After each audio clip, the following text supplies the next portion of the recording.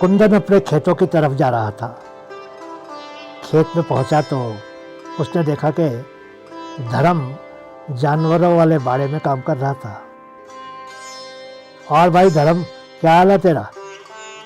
कुंदन जानवरों के बाड़े के पास खड़ा हो गया और धर्म से सुख दुख की कुछ बातें करने लगा।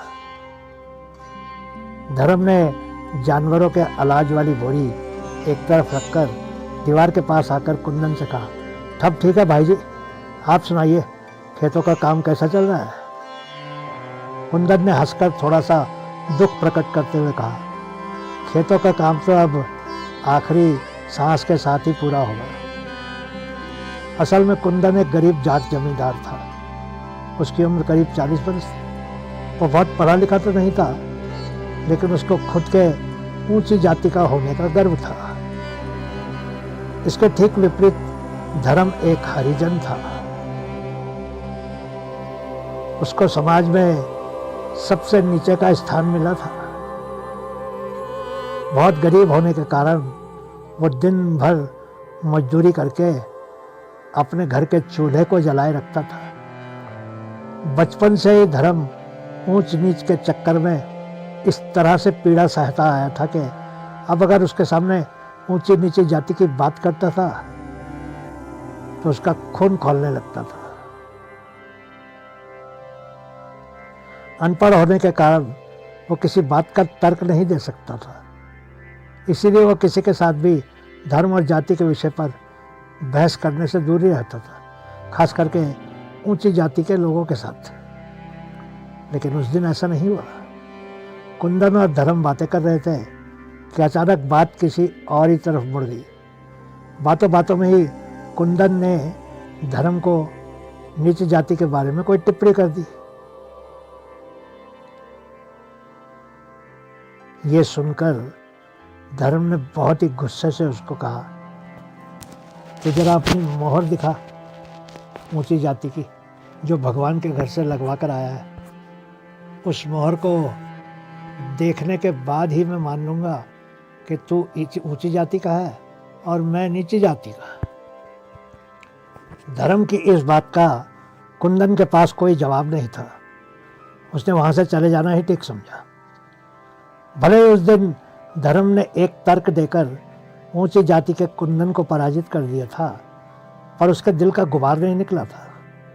वो आगे भी कुंदन को बहुत कुछ कहना चाहता था, पर कुंदन तुरंत ही वहां से भाग खड़ा हुआ। पीछे से धर्म बहुत ऊंची ऊंची आवाज में बोलने लगा, इतिहास गवाह है कि सबसे अधिक शहीद हमारे समाज के लोग ही हुए हैं,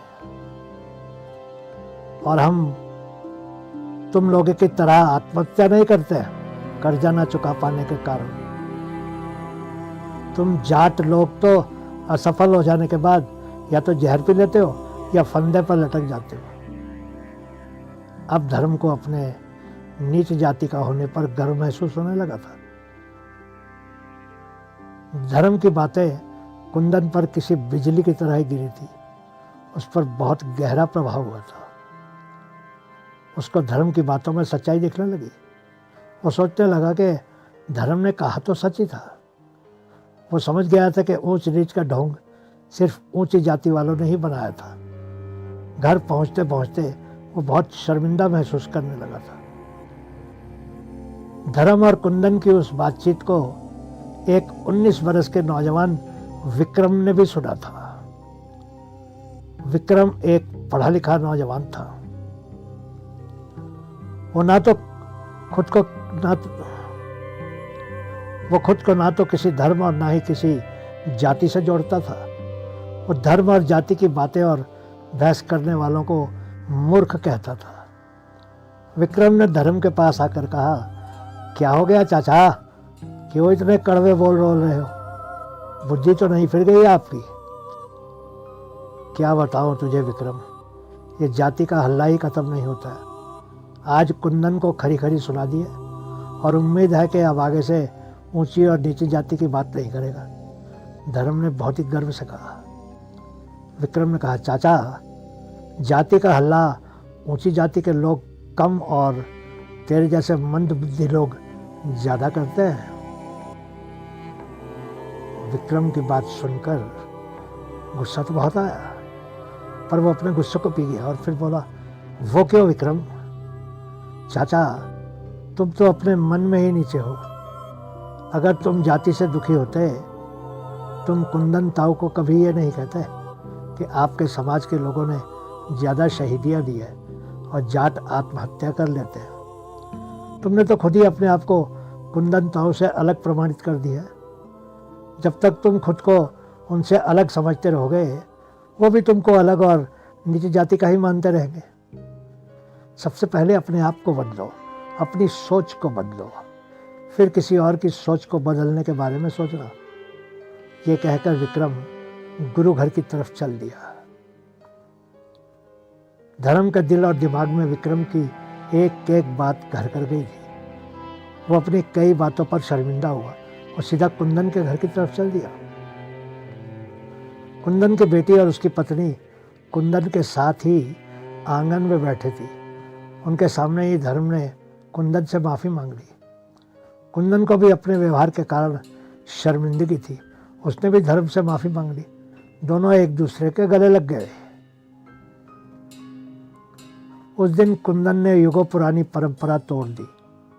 जब धर्म नीचे जमीन पर बैठने लगा तो कुंदन ने उसको कंधों से उठाकर अपने साथ ही खटिया पर बैठा दिया और फिर उसके साथ ही चाय और नाश्ता भी किया और उसके जूठे गिलास को भी धर्म को धोने नहीं दिया। दूर गुरु घर से गुरुवाणी की आवाज आ रही थी, अव्वल अल्लाह नूर उपाया, कुदरत के सब बंदे, एक नूर ते सब जग उपजया, कौन भले को मंदे। भगवान सबसे ऊपर है और उनके ही प्रकाश से सभी इंसानों का जन्म हुआ है। जब जन्म देने वाला प्रभु का प्रकाश एक ही है तो कौन अच्छा और कौन बुरा हो सकता है। कुंदन और धर्म जीवन में पहली बार साथ साथ खड़े हुए और एक साथ ही गुरु घर की तरफ चल दिए।